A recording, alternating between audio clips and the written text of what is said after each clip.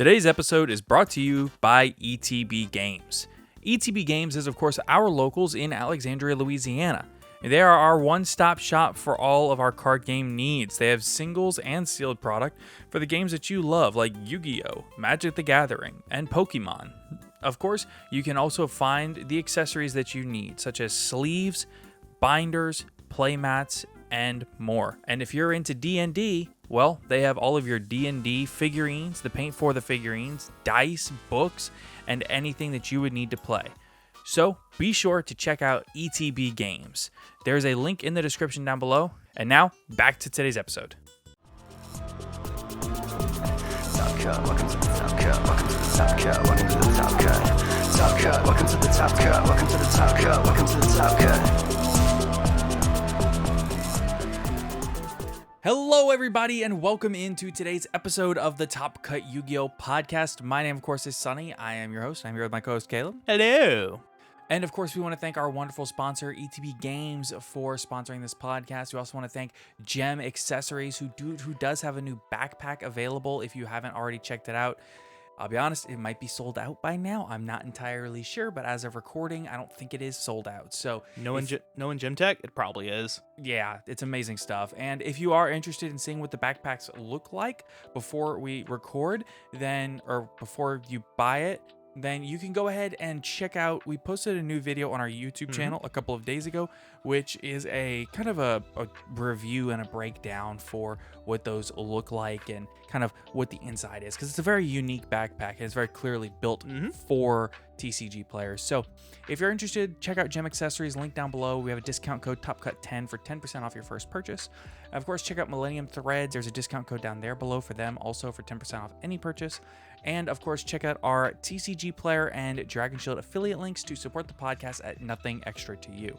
Now, let's go ahead and thank our patrons who go so far above and beyond to support the podcast. So, a huge thank you to Cam Yang, Dragon Maid Stunzeed, Kane Martin, Zyphris, Yeet the Feet, April Floodgate from Parks and Recs, Blackwing Silverwind the Ascendant is the best Floodgate, Earth Machine best deck, Epi, get goated on these nuts, you dingus. Oh. Has anyone actually read Toy Vendor, HGH Cyber? I am not a man, I am not a god, I am Lee. I am Mick Lincoln, Mountain Man, Oatmeal Spaghetti, Owen Alvarado, Pig, Quitting the Game as a Floodgate, Sprite Farter, Unbanned Number 95, Konami, Understanding and Reading are two different things, Virtually Savior's World, Rogue, and Tier 2 are the polite terms for bad deck. AD, Aaron Gardner, Asami, Ashlish Chaps, Cyberdank, Puffer Dragon, don't listen to the guy who hates Rogue decks, he's just salty he got clapped by Rika. Duty Booty, Dragon Maidenless Behavior, Fur Hire Dog Turd, Heroes Pebble Cereal, Jerry Beans, man. Cam, the disciple of Caleb's waifu philosophy, King Henry, Old Man Red, Pin Code 143, Ray Powell, Sky Striker Maneuver, Scoop, and Slaking It Up. Thank you all so much for your continued support of the podcast. Of course, if you want to have your name read out within reason, please be sure to check out our link to our Patreon down below. And if you go to the $5 and up tier, you get an extra episode every week. So, and also, we're changing the content of those episodes soon. We're going to kind of take a break from this series that we've been doing there and just kind of do some general discussion stuff. Just talk about whatever we feel like talking about that day. It might be anime, might be another card game, God forbid, or, or whatever. So if you are interested in that, please be sure to check it out. So let's go ahead and get on into some topics today. So we've been having a ton of information come out of the OCG here over the last few days to a week or so. And most of it's coming from what's called Jump Festa.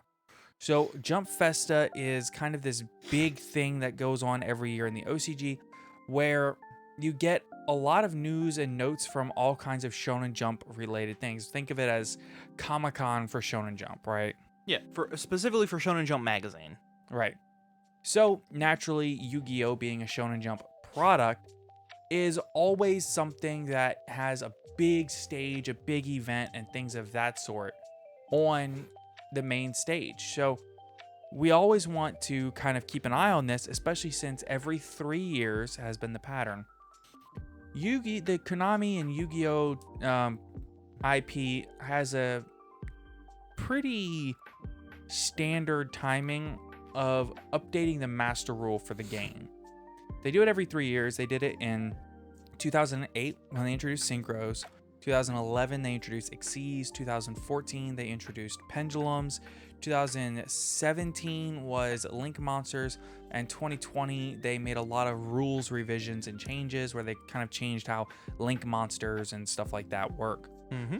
So with all of that said, I think that this is always something that every third year the fan base kind of tunes into really heavily to get an idea of where we're going in the future.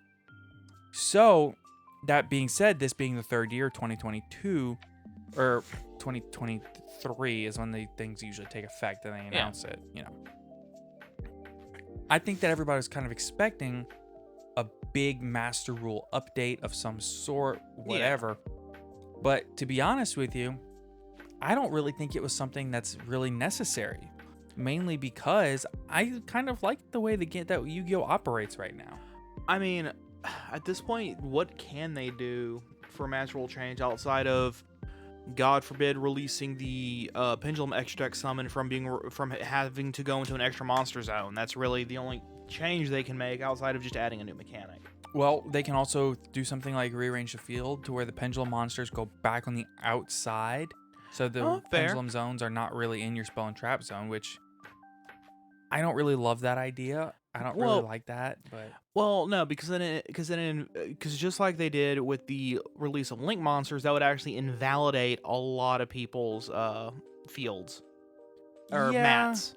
Yeah, it would to a point, but that is also the old Master Rule 3 design. Yeah. I think the bigger issue is that it kind of creates this extra complexity for new players where it's like, oh yeah, pendulums are also considered spell cards when you play them into the pendulum zones, but those pendulum zones are outside the spell and trap card zones. Yeah. So new players kind of had this wonder of, is it really a spell and trap card if it's outside those zones? Can I twin twister them? Whatever. Yeah. Or can I not, because they're not in the spell trap zone? Right. They're exactly. in the pendulum zone. So it creates a lot of gray area. So I kind of like the board layout that we have now. The other thing that they could have done to kind of change up the rules was do something with spell and trap cards themselves to maybe make a quick play trap card. All trap cards are quick play in and of themselves. No, they're not. Well, I mean, they can be. Oh, you mean where a trap card you can just activate from your hand? Yeah. At spell speed 2. Yes. I'm pretty sure there's like. Oh, you mean Harpy's Featherstorm?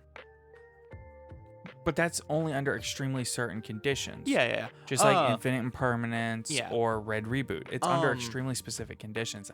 Or even maybe like a quick play continuous spell card. Oh, yeah. You know, something like that where you have that dynamic of it being multiple typings, or like a quick play ritual card. That actually sounds sick. Oh, yeah. Or or maybe like an equip trap card. Right, yeah. And then, of course, reprint all the old trap cards that were essentially like equip trap cards, like Nightmare Wheel, Fiendish Chain. I don't even think you really have to do that to where you like. I mean, I know that Pokemon does that when they make a new typing, like when they made Fairy, they made like Clefairy and Jigglypuff and all that part Fairy type.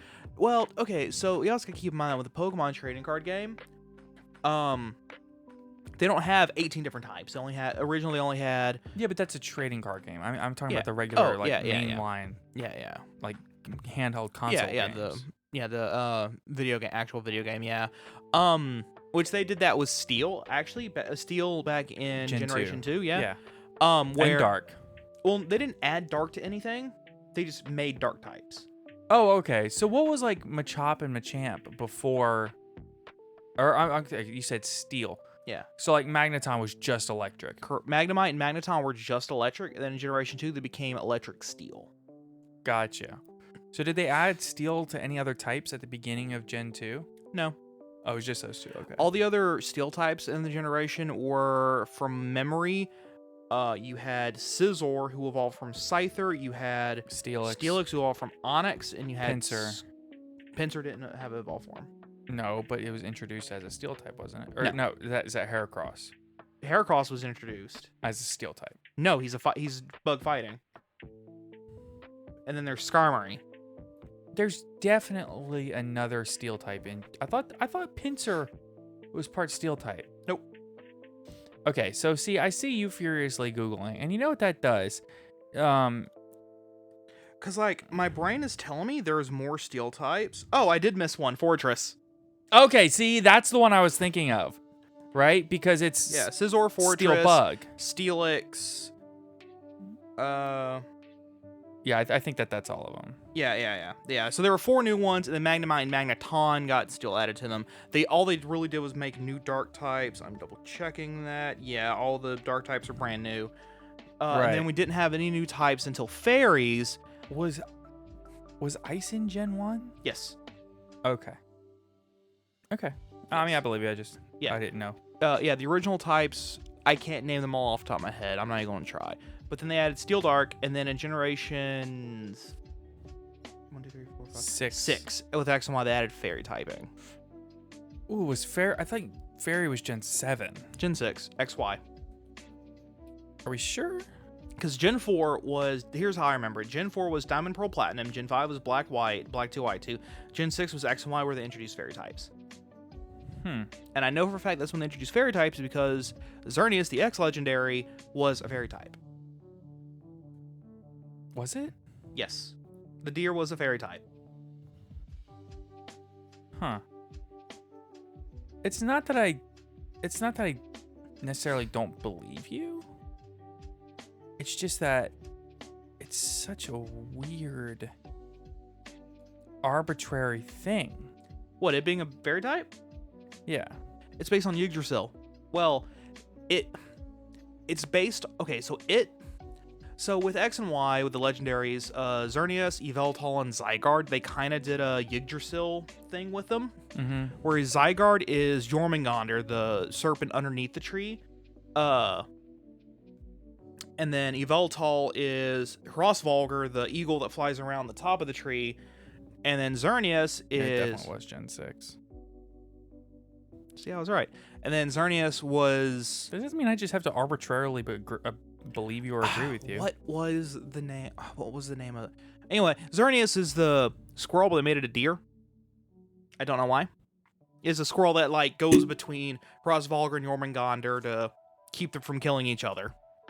Yeah, see, I don't know enough about Norse mythology to understand that. But anyway, so Jump Festa happened. Yeah, so Jump Festa happened. And like I said, I think everybody's expecting a lot, but instead, let's talk about what we did get. So, officially, the first thing we're going to talk about is merch. And the last thing we're going to talk about is merch, because that's all we got is merch announcements, basically. Yeah. And an enormous amount of Rush Duel announcements, which is crazy, because we don't have Rush Duel. Nope. And we're probably not getting it. At this point, I don't think we're getting Rush Duel at all. We got a video game. Yeah, because like the first actual season of the show is already ended, and they've already kicked up the second season of the show, of the Rush Duel show. Yeah. So there's a Dark Magician Girl playmat. There's a Dark Magician stainless steel special card, which is like there's only gonna be 10,000 made. They're gonna be $1,500 US dollars. Oh no, that's never mind, that is correct. Okay. So, and there's gonna be like a lottery system to see who gets it. This is similar to the Platinum Blue Eyes that they made. My issue is that it's not platinum, and it's just Dark Magician, and it's 15% of the price that the Blue Eyes was. Yeah, my issue is that it's in yen, so it's got a lot of zeros, and you just take one off. A lot of zeros messes with my head. Oh, it's 3 zeros. It's not that much. Yeah, but then for whatever reason, it makes my brain just kind of short circuit. The idea of the yen just makes Caleb's head go like, what is it? The lady with all the math flying at her head. More specifically, anything after about 15,000, and I'm trying to translate that into a different unit. You just take one decimal off. That's it. It's even worse if they have to do even more steps than that. But that's to convert yen to American. That's pretty much the only step. It really depends. It used to be you hit 2. Really? Yeah, it used to be like 100 yen was $1. I don't know what it is now, and I'm curious. Now you got me curious, boy. Is it? Wait, do you hit 1 off or do you hit 2? I'm pretty sure it's 1, but I'm double checking. I think the currency exchange rate is extremely friendly right now. It is $1 is 136 yen. Oh, okay. It's not $1,500. It's $110. Yeah. And I think those platinum blue eyes was like $1,000 or something. But I think because it was actually platinum. Probably not. Barely. Yeah. But like even a small amount. Regardless, the idea of a collector, in a plaque thing being X amount of money, saying they're not gonna do it again, and then doing it again just with a different card is kind of. And it's it's also cheaper, but it's also what I like is that's the original Bandai Namco Dark Magician. Yeah, it's the one that we got in Battle of Chaos. Yeah, but it's also, instead of having like the normal text, it's got like your text block, and then on the right, it's got your attack and defense. Like in the anime. Yeah. All right, there's also a quarter-century duel set, which is like the Winged Dragon of Ra, but like the really cool alt art, plus a card and something else that looks like it comes with it. No, it's a medal. Yeah. Commemorative medal. Yeah, it's a matte. Quarter The century special rarity Winged Dragon of Ra and the medal. Yeah, cool. And then we got some Egyptian god card goods, some towels, and some stainless steel tumblers. Yo, I want one of those tumblers so bad. Bro, I want one of those towels. The towels are just the cards. Is that what they are? I thought that was just the card. I guess those are towels, aren't they? Yeah. I'd kill for a Ra towel and a Slifer cup. Yeah. All right.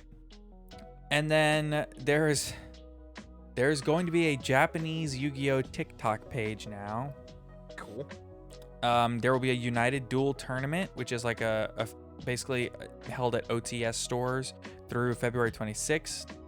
And you can win a nice Eldritch the Golden Lord playmat and alt art. And a special secret blue rarity Gaia the Fierce Knight.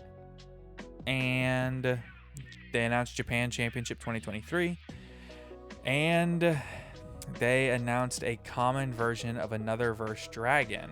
No, okay, yeah, never mind. Yeah, so shop participants get a common version. And the shop winners get a super rare. Yeah. And for those wondering, what is another verse dragon? That's currently our YCS prize card. Yeah, but it's an ultra. Well, the winner gets an ultra. Yeah. Second and third get supers. And is it second and third or second, third, and fourth? I'm pretty sure. I think it's top 4 get supers. I think only top 3 get supers. Maybe. Because I think third and fourth play. Well. Maybe? And then the side event, the people that play the most side events, they take those 4 and make them do a playoff, and the winner of that gets a super rare prize card also. Yeah. So basically, every shop winner gets a super, and then participants get a common of our prize card. Yeah.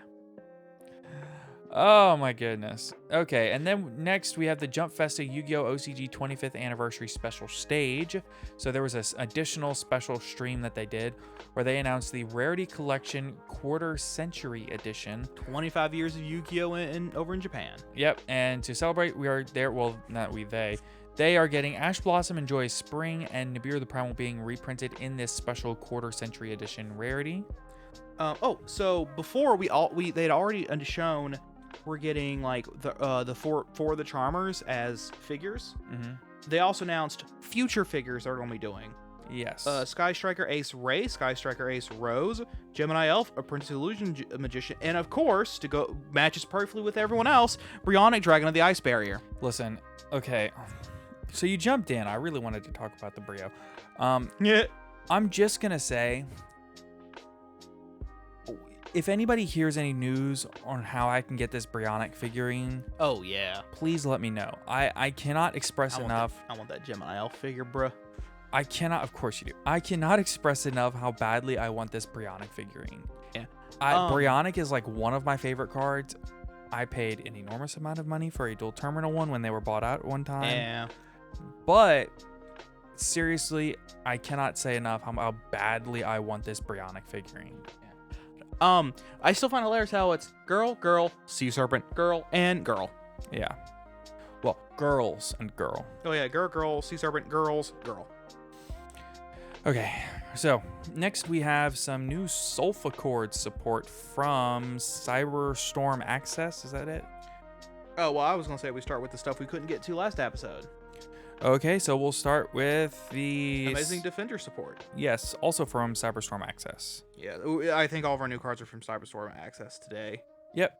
So let's start with Pearly Lily. This is a level 1 Dark Fairy effect monster, 100 attack, 100 defense. You can only use the first and second effect of this card's name each once per turn. 1. If this card is normal or special summoned, you can add 1 Pearly card from your deck to your hand, except a quick play spell. 2. You can target 1 Pearly quick play spell card in your graveyard. Special summon 1 Xyz monster that mentions it from your extra deck by using this card as material, and if you do, attach that target to the summoned monster as additional material. This is treated as an Xyz summon. Oh, okay. So Lily's just a really good way for you to get for you to pop off your Exceeds after you've used your quick play. Yes. Neat. Next up we have Furi the Orb Makonko. That's not Furry. That's Furry.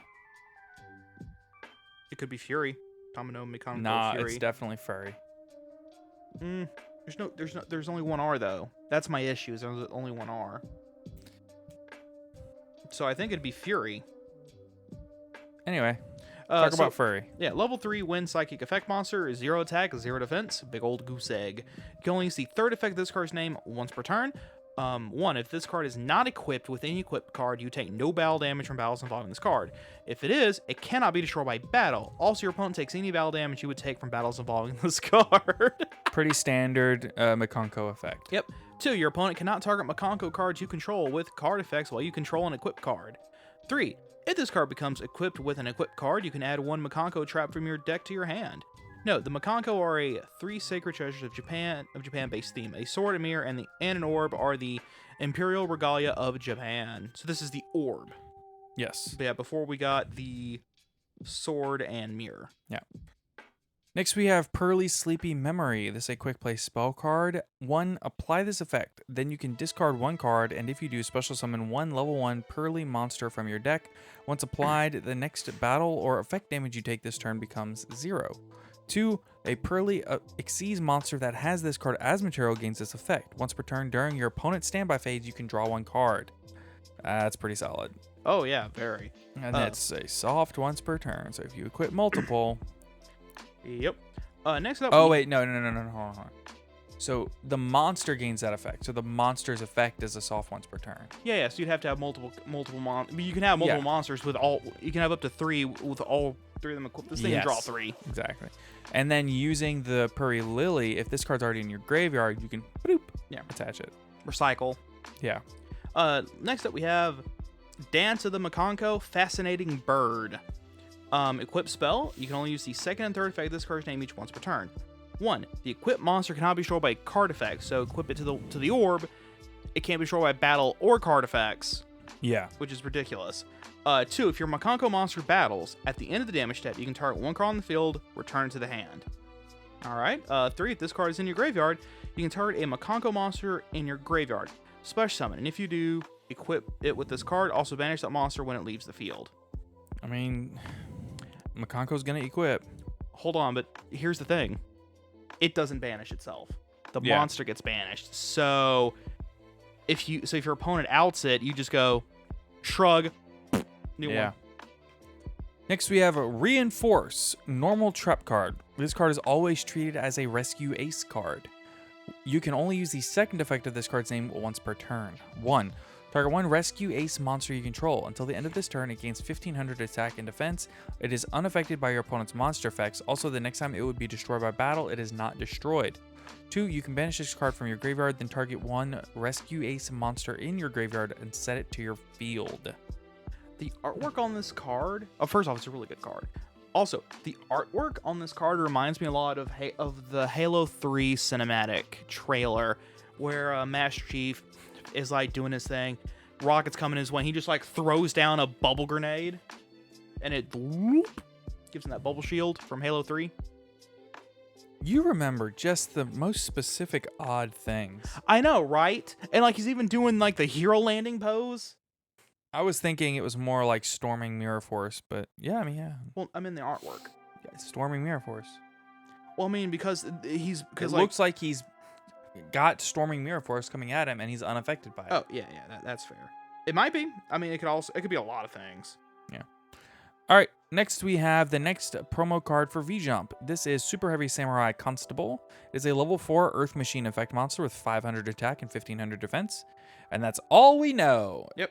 It's basically a monster with 2 effects that are going to be used to help power up Super Heavy Samurais.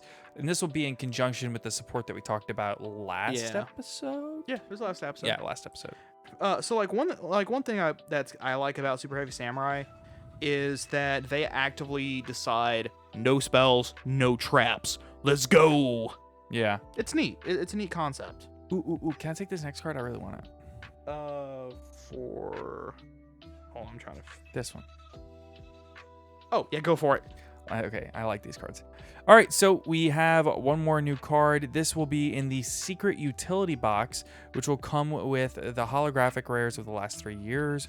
And this is the secret utility box special packs, has 10 cards per pack with a total set size of 80 cards. You get 1 special dice, 1 special duelist card protector set, so like some sleeves, 1 special storage box, 1 special field center card, and 1 special card case. I will say though that the sleeves, like if you look at them, they're pretty nice. Dude, I really want to get this box. I wonder how much it would. Yeah, I wonder how much it would cost to actually order this box from Japan. I don't know. Like to actually have the storage box and the sleeves, because they revealed some nice AA Zeus sleeves. Yep. And then you can also get this guy. Yep, Armed Neos, a level 10 Wind Warrior Fusion effect monster with 3,500 attack and 3,000 defense. Materials: Elemental Hero Neos and 1 Armed Dragon monster. Must be fusion summoned. If this card is special summoned, you can choose 1 dragon monster in your graveyard and destroy all face-up monsters your opponent controls with an equal or lower level. 2. When this card destroys a monster by battle, you can make this card gain this effect. During the main phase, quick effect, you contribute this card, special summon 1 Elemental Hero Fusion monster from your extra deck, ignoring its summoning conditions. And let me tell you, there's some pretty good Elemental Hero Fusion monsters that exist. Oh yeah, it's very similar to like that second effect is very similar to an already existing Elemental Hero monster, and its name escapes me. And the only reason why I know it exists is entirely because of the Elemental Hero like solo mode in Master Duel. They added an Elemental Hero solo mode? No, it's not a solo mode. My bad. Aw. It's like at the bottom of solo mode, where instead of where it's not a story, but it's just kind of hey, here's a deck, beat this NPC. I didn't know that was a thing that they added. Yeah. Okay, next we're going to talk about some new support for a very old archetype. Yes, very, very old. Good old Tellarknight and Constellar support. Yes, we're here. First off, we have Tellarknight Lyra, level 4 light warrior effect monster, 1200 attack, 1600 defense. This card is always treated as a Constellar card. It's a Constellar. You can only use the first and second effect of this card's name each once per turn. 1. If a Tellarknight and/or Constellar monster other than Tellarknight Lyra is normal summoned to your field, you can special summon this card from your hand. 2. If this card is summoned, you can add a Tellarknight spell from your deck to your hand. I'm gonna be honest, I kind of agree with the tagline. I don't know why not you don't just call it Constellar Knight. But yeah, whatever. Alright, Tellarknight Altea. I think there might be like some spells and other effects that specify you have to do a Constellar or something else that says it has to be a Tellarknight, but it doesn't do the other. Well, if it says a Tellarknight card, then a Constellar Knight would qualify. Because it has Tellarknight in the name. That's fair. Right. Next, we have Tellarknight Altea. Altea. Yeah. Level 4 Light Warrior effect monster, as they basically all are. 1700 attack, 1300 defense. This card is always treated as a Constellar card. You can only use the first and second effect of this card's name each once per turn. 1. If this card is summoned, you can target cards on the field up to the number of light and dark exceeds monsters you control and destroy them. 2. If a Tellarknight and/or Constellar monster or monsters other than Tellarknight Altea is special summoned to your field, you can special summon this card from your graveyard.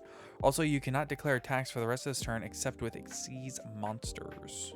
Cool.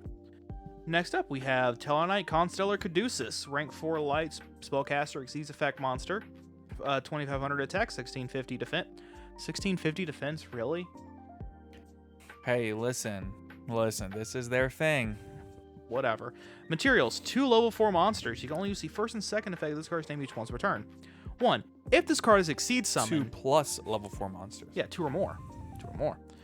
If this card is Exceed Summon, you can target a Tellarknight card and/or 1 Constellar card in your graveyard, add them to your hand.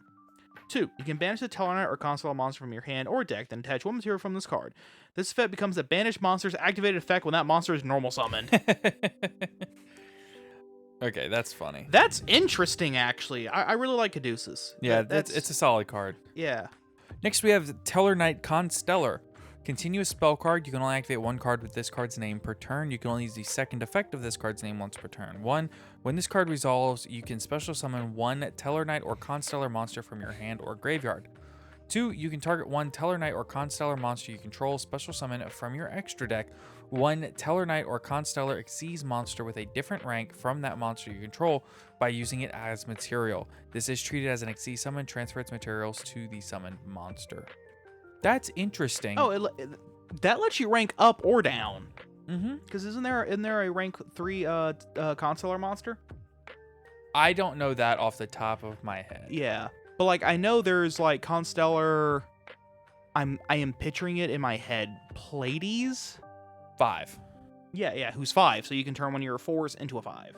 Rank 4 into a rank 5. Yeah. Also, you can turn a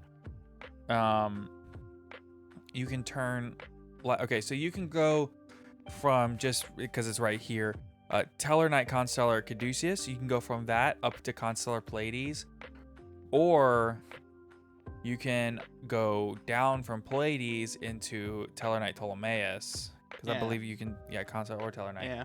And you can go from, say, Caduceus up to, what's it called? It's the Tellarknight Constellar Diamond. Yeah. So it's an even easier way to turbo out Constellar Diamond, which is kind of insane. I'll be honest, I think that this support makes this deck a viable strategy. I mean, warrior decks are always going to be strong, and then Yeah, of course. being able to splash that rank 4 engine in there is Plus they're really light. good. Yeah, for sure. Oh, and also they can just turbo out Abyss Dweller. Yeah, for sure. Um, Because they're not really restricted. No, not at all. Like it's just that like a lot of their stuff is like, oh, you can only use this on a Constellar or Tellarknight Exceeds monster, and it's like, cool. Right. But they have so much. I'm just gonna keep pushing stuff out that I'm pretty sure they can fit in somewhere to go Abyss Dweller. Yeah, for sure. And just kind of keep going. It. Lastly, for like just a big group of support from Cyberstorm Access, we have some Sulfur Cord support. You missed a card. I did? Yep. Where? That's not. Yes, it is. Oh, it is. Shoot. Yep. And Yeah. I want you to read this one because I Holographic. can't pronounce it. Okay. Sounding it out first. Sword Emperor Sumo Hatsuganagi. Again, but slower. Sword Emperor Sumu Hatsu Tsunagi. Hakusunagi. Hakusunagi. Sumu Hakusunagi. Yeah. That's insane. It's got Okay. Kutsunagi in there, which is the grass cutter blade. Which makes sense because he's carrying a giant sword. Yeah. Of Japanese mythology. It's a level 11 Wind Warrior Spirit effect monster. It's a spirit. 3,000 attack, 3,000 Oh, it's defense. a spirit. It's a spirit. 3,000 attack and defense. Cannot be special summoned. You can tribute summon this card by attributing a normal summon or set monster. Oh. If this card is normal summoned or flip face up, activate this effect. Your opponent can send any number of cards they control their graveyard, and if they do, each player draws an equal number of cards. During the end phase of this turn, shuffle all cards that are banished on the field and in the graveyards back into the deck. 2. Once per turn, during the end phase, if this card was normal summoned or flip face up this turn, return it to the hand.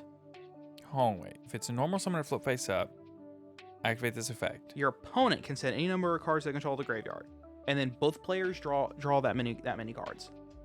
And during the end phase, Shuffle all cards that are banished on the field and in the graveyards into the deck.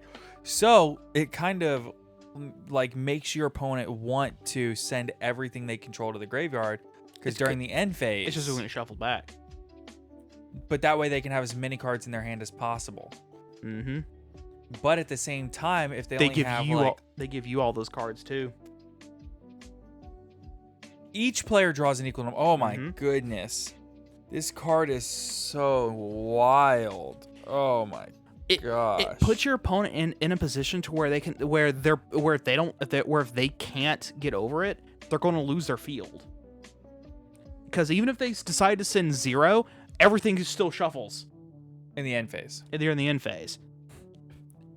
Dude, this is insane. This is such a wild card. And you can normal summon it by attributing a single normal summon or set monster. Wow. I think that's the only thing that's going to be holding this card back from being good. To be fair, spirit monsters have to be good because you can't special summon them. Right. Like, they have to be worth the tributes. Okay, now we're getting on to the actual Sulfur Cord support. Yep. So we're going to start with Grand Sulfur Kulia. This is a Light Fairy Link effect monster, 2700 attack, Link 3, which the arrows are pointing down, down, left, and down, right. 2+ monsters, including a pendulum monster. 1 gains 100 attack. Effect 1 gains 100 attack for each face-up pendulum monster in your extra deck. 2 activated effects of pendulum monsters this card points to cannot be negated. Ooh.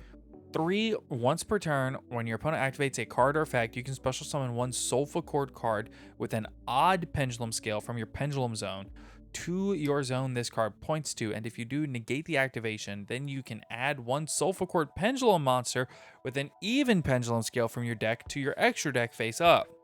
So, do you remember how the Wow, this is really good. Do you remember how the Sulfur Cords worked? No. Okay, so there's a bunch. So there's, I want to say, Probably around 8 of them. 8 of them, and Do, there's re, mi, fa, sol, la, ti, do. yes, and each one has a pendulum scale of 1, 2, 3, 4, 5, 6, 7, 8. Right. So that it's makes do, sense. re, mi, fa, sol, la, ti, do. That's the world's biggest keyboard. Yes. Do, re, mi, fa, sol, Yeah. la, ti, do. So basically, you can grab with this. You can special summon 1, 3, 5, or 7, Right. and then search 2, 4, 6, or 8. Right. That's how numbers work, yeah.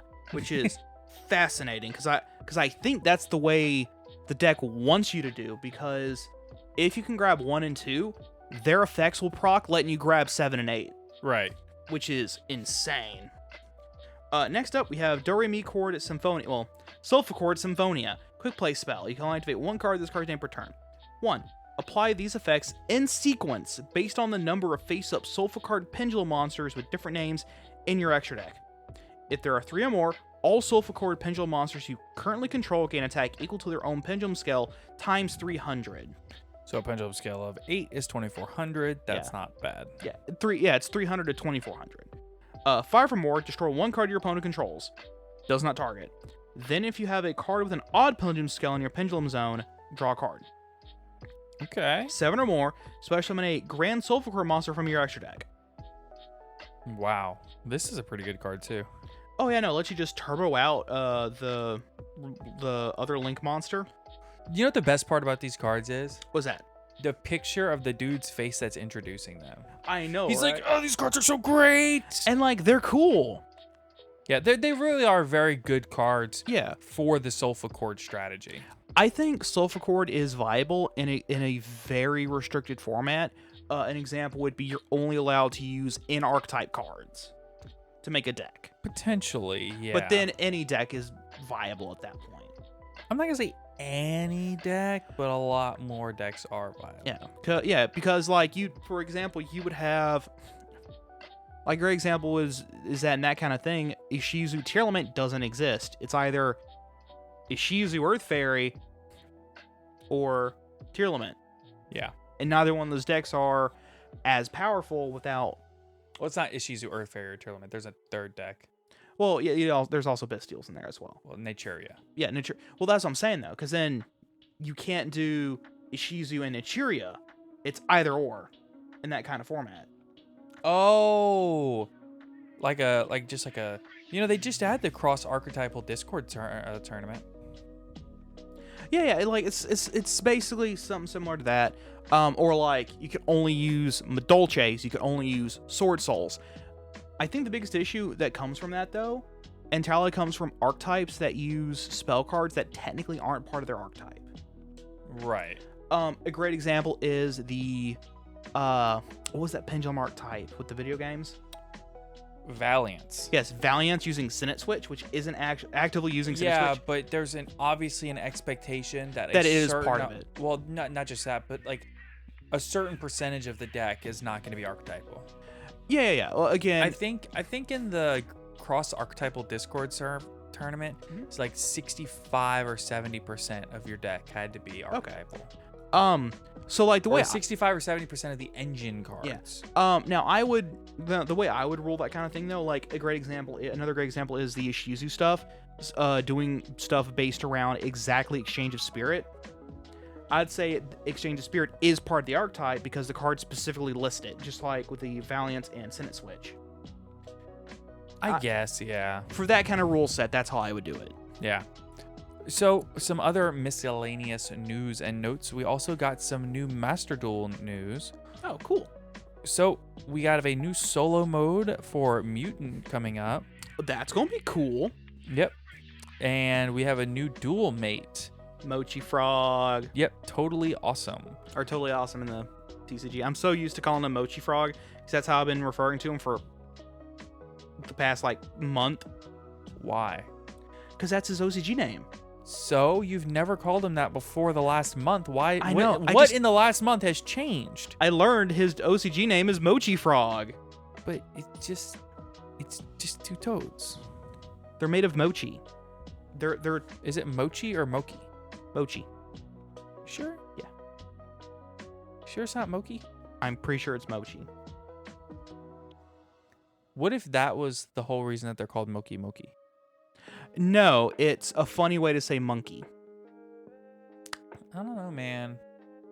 Feels like it should be pronouncing Moki. No, that's what I'm saying. Moki Moki is just monkey without the N. I don't know why they're called Moki Moki. I don't know why it's called Moki. Okay, well, you know, what does Google know anyway? You Googled it, it's pronounced Mochi? What does Google know anyway? Anyway, we have a new selection pack, which is called Beginning of Turmoil. It will include ace monsters for, looks like, some new Despia stuff, some new Ice Jades, such as Ice Jade, Cosmoclore, and Sword Soul, Sinister Sovereign, Kijing, Longyan.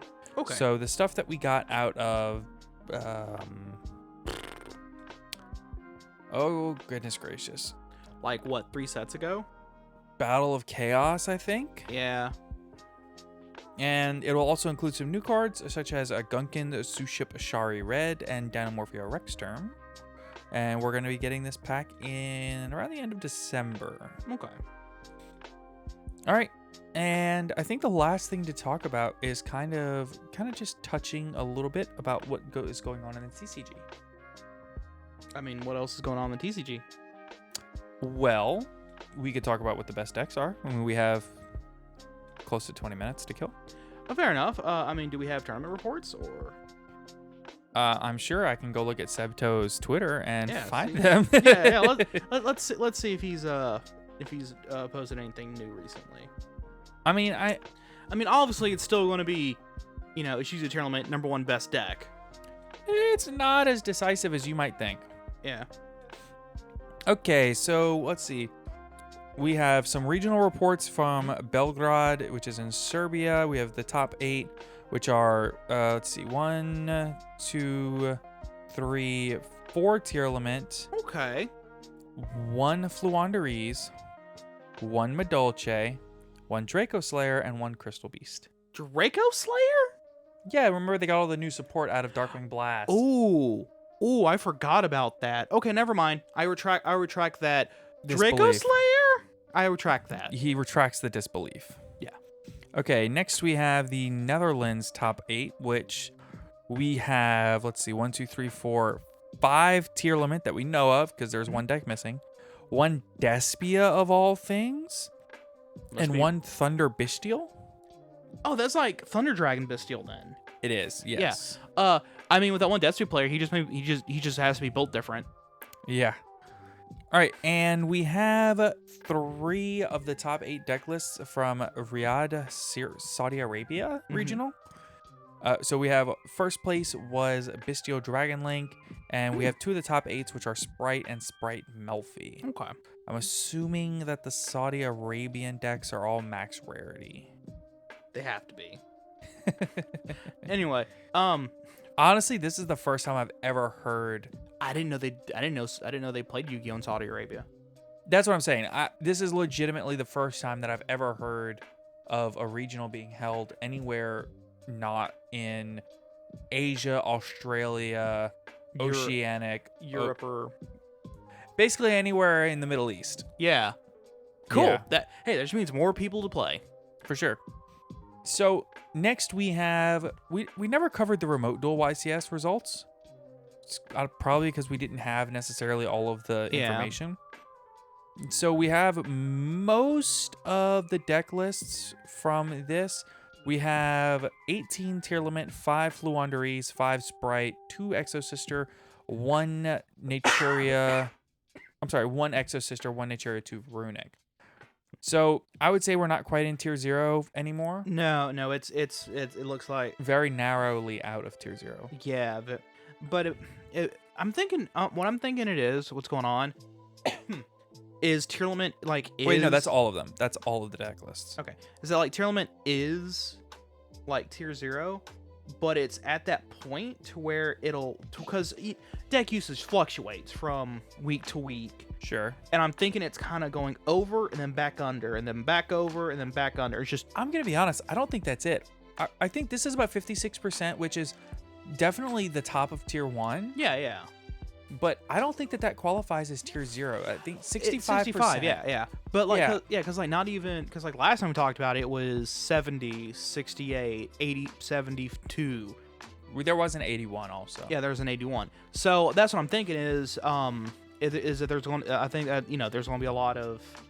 To be honest with you, I think the more that people experiment with these other decks. Fair enough. Well, I think part of it's, like a small part about people are now comfortable with and playing against the deck. Right. Tier Limit. So now people are kind of expanding on experimenting. Sure. So your first place was Christian Urena, who played Tier Limit, which is a huge congratulations to Christian Urena. That's awesome. Second place was Caesar Kosika on Fluanderies. Your third place was Shanjiao Wan on Tier Limit Bestial, and Dominic Couch got fourth with Fluanderies. Your 4 top 8s are Andrew Dolick on Tier Limit Bestial, Thomas Williams, Tier Limit Bestial, Pierluigi Sorrentino? What an Italian name. Pierluigi Sorrentino. Also in Tier Limit Bestial, and then Kenny Nguyen. How do you pronounce this? I want to say that's Win. Yeah, something like that. I learned a long time ago, and I have not seen it in years. I have forgotten. I am so sorry. He was playing Sprite Bestial, so shout out to you, Kenny. And then your top 16 are Sprite Bestial, Sprite Adventure, Naturia Runic, Tier Limit Bestial, Tier Limit Fluanderies, Tier Limit Bestial, and Tier Limit Bestial. And then your top 32 are Tier Limit Bestial, that's Jesse Cotton, David Magri on Exosister, Tier Limit Bestial, Fluanderies, Tier Limit Bestial, that's Simon He, Runic, Tier Limit Sprite Bestial, Tier Limit Bestial, Tier Limit Bestial, Runic, Tier Limit Bestial, Sprite Bestial, Tier Limit, and Fluanderies. So it seems like a lot of the same handful of decks. It is, but like I said, you have 18 Tier Limits, 5 Fluanderies, 5 Sprites, 2 Runic, 1 Exosister, 1 Naturia. So And then we also got some results from a Bundaberg, Australia regional. Ooh. Yep, first place, Tier Limit Ishizu. Top 4 are Tier Limit Ishizu, and Fluanderies. And then Your top 8 are Sprite, Bestial, and 3 more tier limit Shizu. Okay, so it was tier 0 at that tournament. At that particular regional, it was very Yeah. tier 0. Yeah. Again, I think it's a I think part of that is just the fluctuation of it coming in and out. Sure. Now this is interesting. Your top 4. Okay. So this was a Dublin, Ireland regional. You have a 3 tier limit, 4 Sprite, and then 1 virtual world tier limit. Ooh, that sounds really cool. That sounds extremely spicy. I would love to see that deck list, which yeah. it is actually, there's a YouTube link right here. Oh, Oh, perfect. that's Vlad. That's Hypnocorn. Oh. That's a very Vlad deck. Okay. Okay, it makes sense. Yeah. Which means it is spicy, but deliciously so. Yes. And of course, next we have the Sevilla, Spain regional. We have top 4, which was Despia, Bestial, and we have a top 8 list of tier limit. That's all we have from that. And then we have a Mexico regional, which all we have is first place was Draco Slayer, and then a top 4 of Sprite, Bestial, and a top 8 of tier limit. Okay. So, okay. So you can say that tier limit is the best deck, Yeah. for sure. But I don't think it's tier 0. Yeah, right now it's not. But again, I think it's a combination of it, usage stats on it's going to fluctuate as all decks do. And I also think and I think it's another small part, like I said before, was that, people are more comfortable with it. So now people can counter it. Right. They know what to expect now. All right. Well, overall, I think that we live in a pretty interesting time right now. I think that tier limit is very good. Mhm. I think you have to have a game plan and build your deck accordingly for tier limit if Yeah. you're going to any tournaments. But I don't necessarily know that. I think there's other things you have to be prepared for at this point, like Yeah. Naturia, Madolche, Runic, Sprite. And then coming up, Danger Dark World coming back. Yeah, for sure. Dark World is a really interesting deck, and I'm honestly kind of surprised that we don't have any Danger Dark World lists that are topping quite yet. I think maybe people are still trying to figure out how to utilize the new stuff. Potentially, it's hard to decide. So the biggest issue for me with the new Danger Dark World decks isn't necessarily the issue is that the other things that people are building their decks for, like Naturia Ishizu, people are also like all of the cards. Okay, hold on, wait. How do I say this? It's really hard to play a graveyard-centric dark deck right now. Dark or light. Yeah, when the best deck in the format is tier limit Ishizu and the Bestials are rampant. Yeah, So- that's fair. Yeah. Yeah. Which I think is the reason why like Naturia and Madolche are actually doing pretty good, and Flu are doing so good now. That's the exact reason they're doing so well. Yeah, it is entirely due to the fact that they don't run any darks or lights normally. That's exactly the reason.